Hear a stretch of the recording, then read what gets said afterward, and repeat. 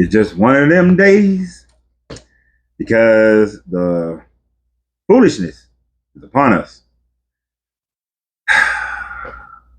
My guy, you sound as extreme as the persons to which you are speaking of. This is a comment from my video that Utah is banning the Bible from K through 8. They want to ban it from the school system. He says they're not going to ban the Quran because they're trying to install Islam as their new one world religion. Made Christianity illegal in Israel. We know that the primary adversary to Christianity has been Islam because of media, but really it's because of oil. It's because of oil. Let's be real. It's all because of oil and a long-standing tradition of fighting over the so-called Holy Lands. Because we can go all the way back to the Crusades, the Ottoman Empire, the Arab nation, all the way back then, and seeing that it has been contention between them. And of course, people are going to say, well, that was the prophecy between, the son of Sarah and the son of what's her name? The Egyptian woman. I forgot her name just that quick. But Emmanuel, Ishmael and Isaac. That's their battle forever. They're gonna be battling. The Bible said it, and that's what we're doing. But who's pushing that battle? Well, you are. You're pushing that battle. Most Muslims don't really give a shit about most Christians. Most Christians shouldn't give a shit about most Muslims as far as pushing someone's faith. But sir, if you're going to quote something, you need to be able to quote it correctly, because you're not here. That first part is just some made up stuff. It's just something that's born out of fear. Now, I will tell you this: Islam will outnumber the number of people who practice Islam will outnumber the people who practice Christianity within the next 20 to 30 years, simply because of two major factors. One, there are more people leaving Christianity than there are people leaving Islam. That's one. But that may change a little bit with women beginning to have issues with Islam. But number two is that the average Christian person has 1.5 babies. I know it's just a statistic. 1.5 baby, whereas the average Islamic person is having I think it's like 3 point something else number of children.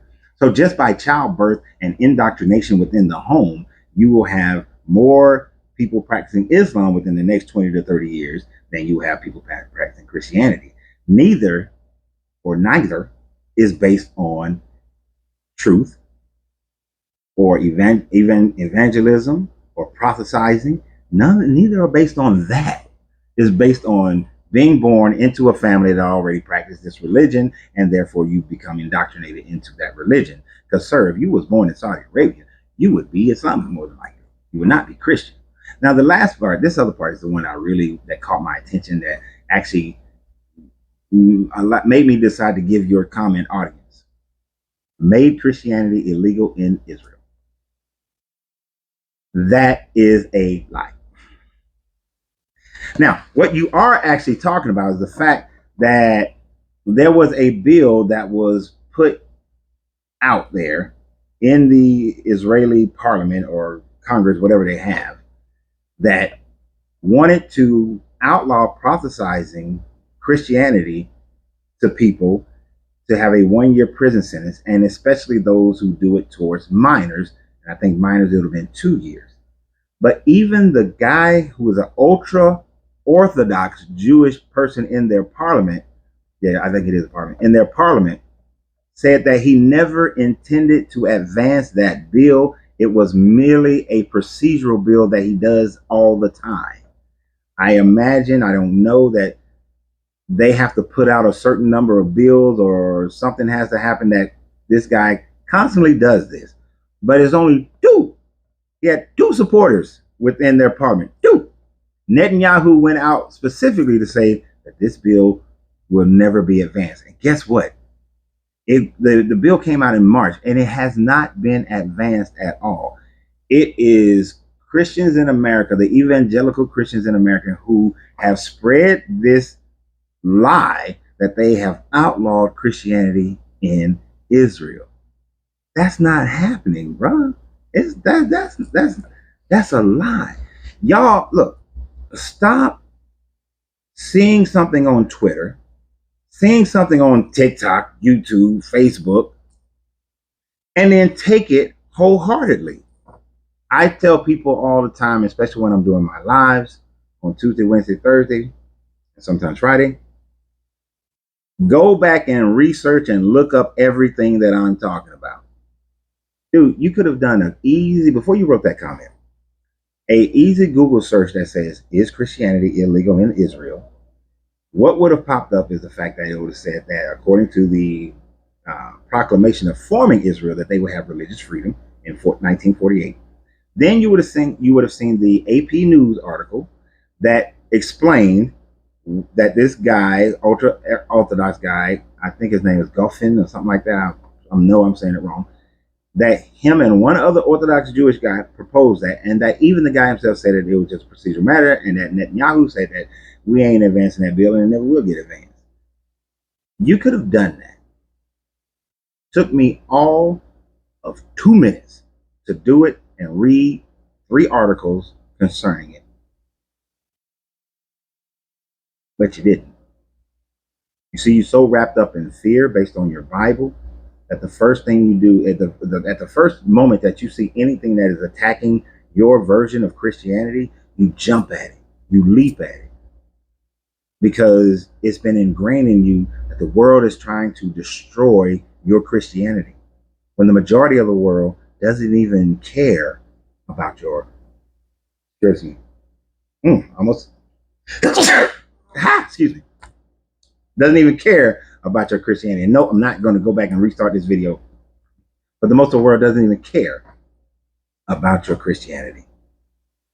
They are living their own lives, practicing their own religions, and for the most part would rather be left alone. But y'all keep pushing because you got this mandate in your book that said that you're supposed to go and prophesize, evangelize to the entire world, which is why the majority of the world hates Christians. That one reason alone. If y'all just stayed to yourselves, done your own thing, and leave people alone, nobody would really bother y'all. The only people y'all would have then a problem with is people like me. People like me who have walked away from your religion that I was indoctrinated into, and is in the process of helping others who have made that decision on their own. I will never come to your church and try to get you to change your religion. I will never see you on the street and try to get you to change your religion. I will never see you in a restaurant, a coffee house, on the job, or anything and try to get you to change your religion. I won't even talk to you about it. And most of the time when people who are Christian, who know me, and they know how well versed I am, they will ask me questions concerning their religion, and I will only give it back to them based on their doctrine of their religion. I will not try to change them. I may give them some historical information, but I will never, ever try to change someone unless they are legitimately asking questions based on the fact that they are beginning to think or have come to the conclusion that this religion is false. Those are the only people that I actually go in depth to, and those are the people that my channels are dedicated to. It's not for you. So why are you here? Oh, because you got that mandate, my bad. But dude, do your research before you make statements like this one, which would have been taking you 2 minutes, because what it does, it invalidates anything else you might try to say. You could be right about the whole one world religion, but because you are jacked up right there, it sort of it hurts your case. So you want to make sure that as much as your information is correct as you possibly can, especially when it's something as simple as that. But anyway, as with always, you got to free yourself to be yourself, because your greatness is non-negotiable. Good journey. Good vibration.